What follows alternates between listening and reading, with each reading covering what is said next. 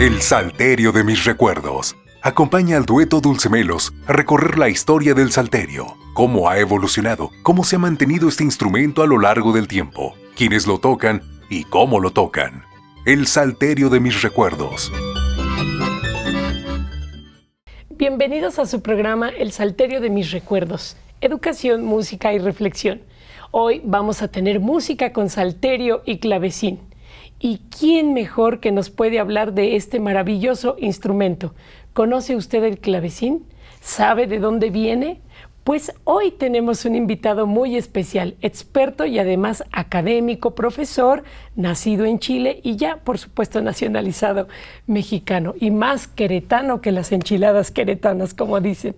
Pero nos da muchísima alegría recibir aquí en este programa al maestro Gastón Lafourcade, quien nos va a explicar en una breve línea del tiempo sobre este instrumento y lo que conlleva tener un instrumento en una sala de concierto y las implicaciones educativas que este tiene.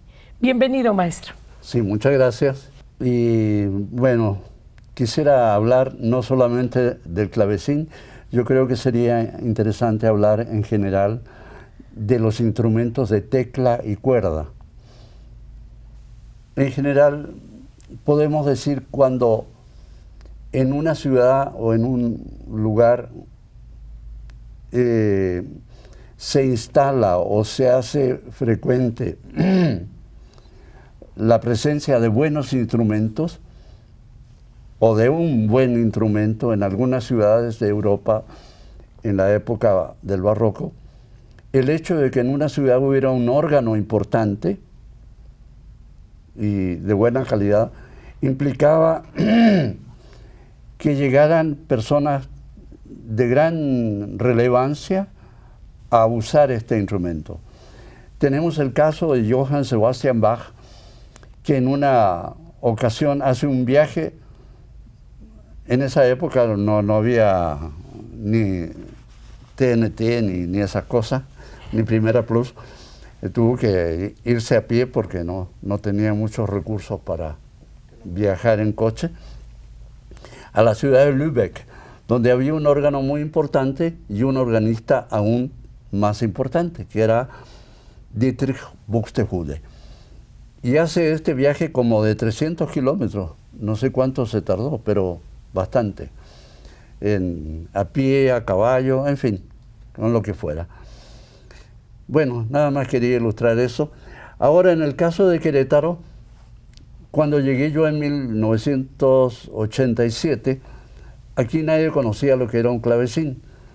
Y bueno, mi primera actividad, que fue casi a la semana de estar aquí, fue la de hacer un concierto en un instrumento que casualmente estaba yo finalizando su construcción y tenía que entregarlo. Y fue su concierto de inauguración en esa época. Y terminando el concierto tuve que entregar el instrumento. Ya había llegado el dueño y se lo llevaron a Monterrey. Bueno, desde ese momento se empezó a ver alguna actividad con clavecín en Querétaro.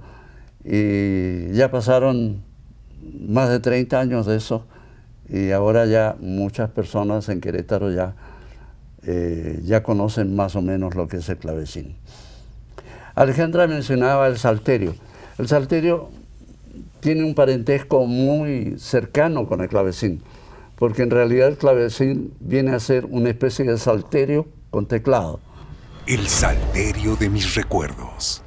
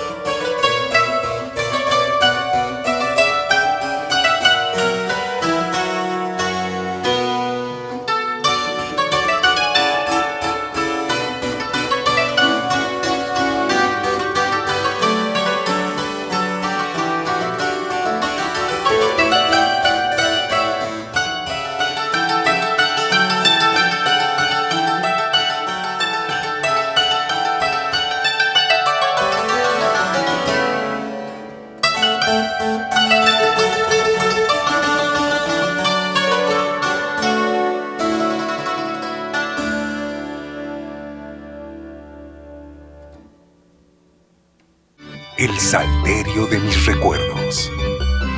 El salterio es un instrumento que llegó a México por medio de los españoles y se arraigó en ciudades como Tlaxcala, Ciudad de México, con algunos grupos en Veracruz y Guadalajara. En Querétaro existen 2 publicaciones que citan a Eduardo Gabrieli como el director de la banda del 19º Batallón en Querétaro, que fuera considerado como promotor de la música típica mexicana y promotor del salterio en Querétaro. La primera publicación fue del 27 de septiembre del año 1887 en el periódico El Partido Liberal. En su página 2 describe una serie de honor a Porfirio Díaz y la segunda en el periódico de la Convención Radical, el 16 de octubre del mismo año. El Archivo Histórico de Querétaro nos permitió acceder a las 2 fotografías que le tomaron a la banda del 19º Batallón de Querétaro en la Alameda y en el Museo Regional de Querétaro. El salterio de mis recuerdos. En relación con el clavecín, o clavicémbalo como le llamaron en Italia, como dije anteriormente, fue el resultado de hacer experimentos para dotar al salterio, que es un instrumento mucho más antiguo que el clavicémbalo o clavecín, dotarlo de un teclado. El teclado ya se había utilizado en otros instrumentos anteriormente, antes que naciera el clavecín. Y por supuesto tendría yo que nombrar el órgano, que fue el primer instrumento en el cual se utilizó el teclado, o una especie de teclado en los primitivos instrumentos que construyó el ingeniero griego Ctesibius en el siglo III antes de la era cristiana, en la ciudad de Alejandría. Ahí tenemos la creación de este instrumento que le llamaron los griegos el hidráulos. No quiero hablar de esto, pues sería un poco largo explicar qué es un hidráulos, pero en fin, tenía relación con el agua, que la usaban como compensador para regular la presión del aire.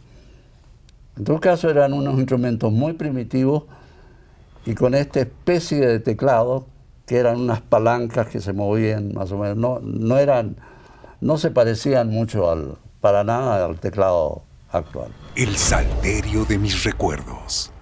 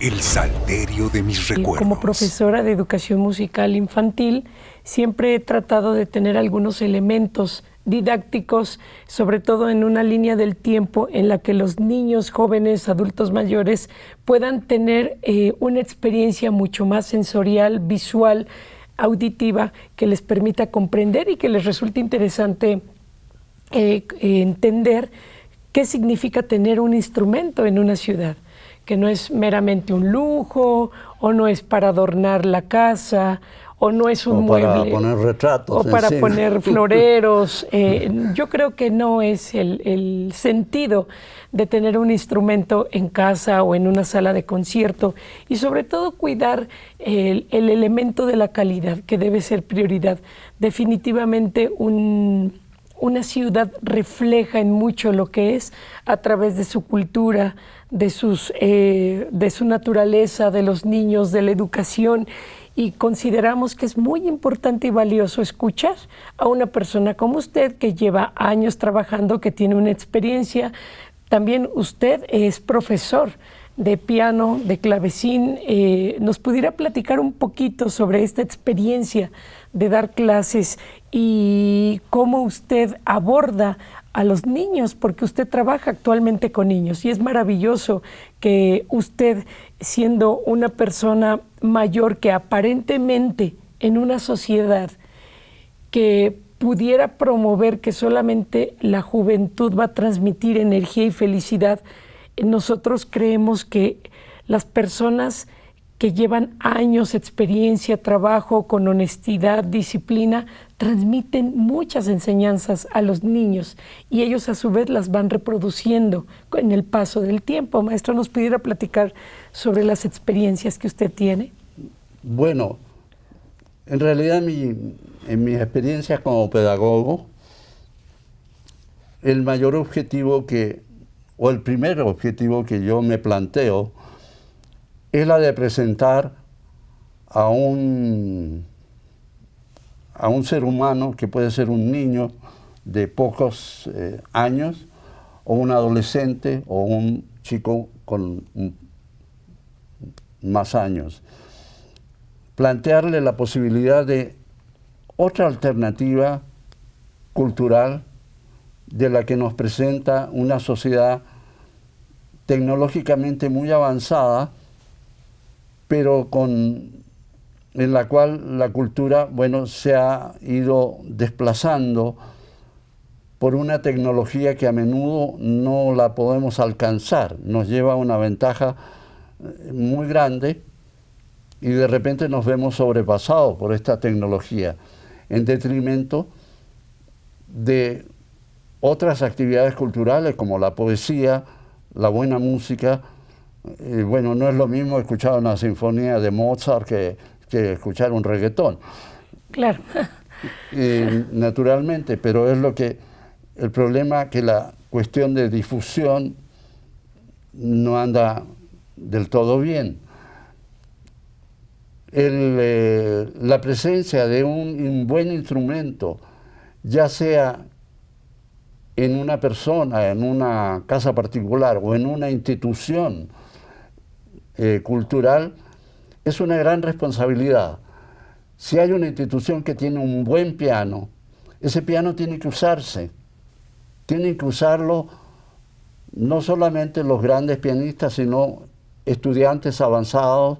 Es lo que yo planteaba en el caso del magnífico instrumento que hay ahora en el Teatro de la Ciudad, que durante un tiempo se ha quedado sin uso ese piano.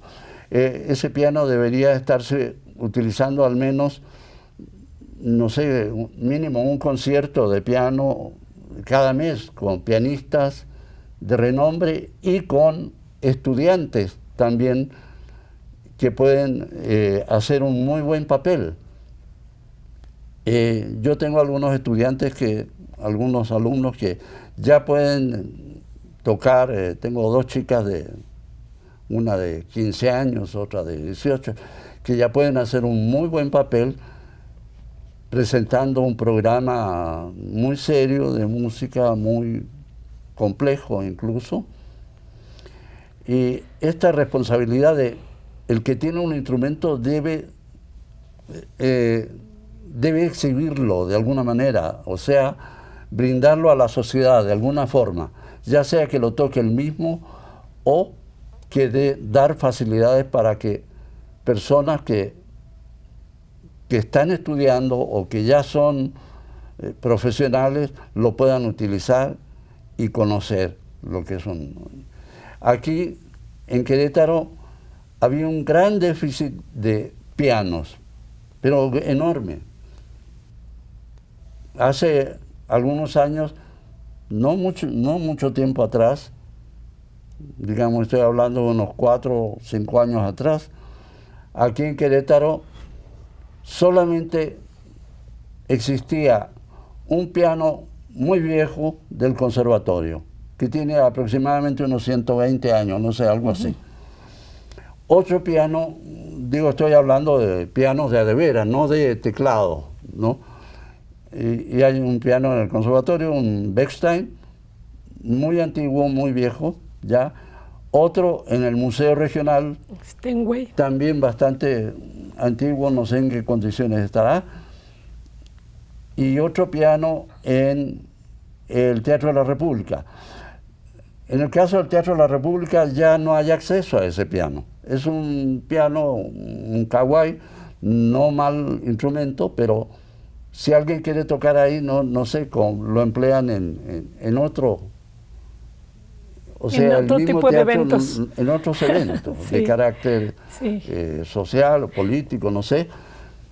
Y en el caso del conservatorio, bueno, el piano creo que no está en muy buenas condiciones, y el del Museo Regional tampoco. Ahora, a partir de hace unos años, yo desde siempre sí estuve en una campaña para que hubiera más pianos en Querétaro, porque es una ciudad de más de 1 millón de habitantes ya, o no sé. Ya pudiéramos tener, ¿no? Sí. Más instrumentos y de mejor calidad. Y con 3 pianos. Claro, claro. ¿De a cuánto nos toca? Ni siquiera una tecla. Si me lo permite, maestro, amable televidente, lo que sucede es que cuando uno tiene la oportunidad de trabajar en otros países o vivir en otras ciudades, por ejemplo, hace unos años estuvimos en Eslovaquia. Eslovaquia es aproximadamente del tamaño de Querétaro y tiene más de 15 orquestas sinfónicas. Entonces, Querétaro tiene 18 municipios y lo ideal es que cada municipio tuviera una orquesta sinfónica. Pero esto va a responder a la educación que tiene nuestro pueblo, nuestra gente. Si en el preescolar y en la primaria no existe la música como una materia obligatoria, es muy complejo. Es imposible tener un público cautivo para las salas de concierto que gusten y disfruten de la música, del arte, en cualquiera de sus manifestaciones. Sabemos que son 7. Las manifestaciones de las bellas artes, y para tener un público sensible se necesita educación, que es educere, que quiere decir conducir a través del arte. La palabra educar es conducir, pero nosotros procuramos abogar, o también el maestro nos lo hace saber, no solamente aquí frente a la cámara, sino que él siempre ha abogado porque esa palabra educere, educación, educar, se conduzca, pero a través, y se aplique a través de las artes, porque esto promueve la sensibilización, pero también promueve un turismo cultural, promueve un mejor nivel educativo que nos permite ser una sociedad mucho más abierta, mucho más libre. Y yo no me imagino qué lindo sería tener un gobernante que cada jueves estuviera sentado disfrutando la Orquesta Filarmónica y que él dijera vamos a los conciertos y a la ópera porque es importante para la sociedad. Imagínese, maestro, es como un sueño, ¿no? Bueno, tú hablabas ahí de orquestas sinfónicas que había en cada región. Sí, en cada, sí, por decir municipio. Aquí yo quisiera pensar, ojalá hubiera en cada municipio siquiera un piano. Sí. ¿Sí? Pero aquí, de los municipios que yo conozco, el único que tiene un piano es Cadereyta. Hay un piano Baldwin ahí. No sé si lo utilizan, pero es un buen piano. Es un piano vertical, pero ahí podrían hacerse conciertos. Pero los otros municipios yo no tengo noticias de que haya. Pues ahorita de los que hemos visitado nosotros no tenemos noticias. Jalpan, Colón, Landa, Tequisquiapan, o cualquiera de estos municipios, no tengo noticias de que exista un instrumento. Hay teclados, pero los teclados no funcionan para los conciertos. Los teclados no son instrumentos, para empezar. Y hay... eso es una cuestión tecnológica. Sí. ¿Sí? Y hay pianos, pero pianos eléctricos que pudieran funcionar para los conciertos, pero deben tener 88 teclas. Entonces, es uno de los inconvenientes para poder dar un concierto, un buen concierto en una buena sala de concierto, porque aparte las salas de concierto en Querétaro son mínimas y para construir una sala de concierto se necesita un ingeniero en psicoacústica. La materia de psicoacústica es la que estudia el sonido, y si la persona que construye no tiene idea de la psicoacústica, difícilmente va a poder hacer una sala de concierto donde no se necesite ningún micrófono. Tan solo con hacer esto se puede escuchar en toda la sala de concierto, ¿no, maestro? Entonces es como nuestro... Aquí las salas que hay son para espectáculos masivos, que utilizan equipos de amplificación muy potentes y que pueden llenar un estadio, pero no ese es el asunto. O sea, la música a través de los aparatos electrónicos no suena igual que cuando está presente con el sonido original.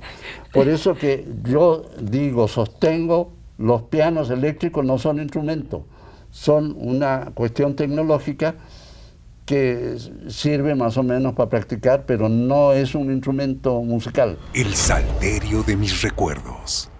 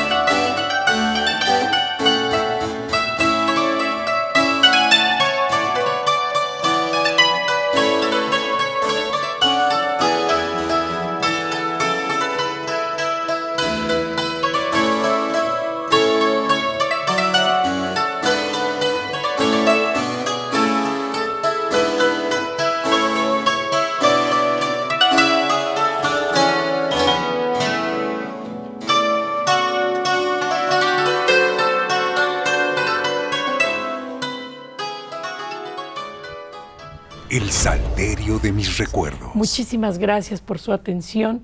Gracias, maestro Gastón Lafourcade. Gracias a ti. Gracias por acompañarnos en el salterio de mis recuerdos, educación, música y reflexión. Nos vemos en el próximo programa. El salterio de mis recuerdos.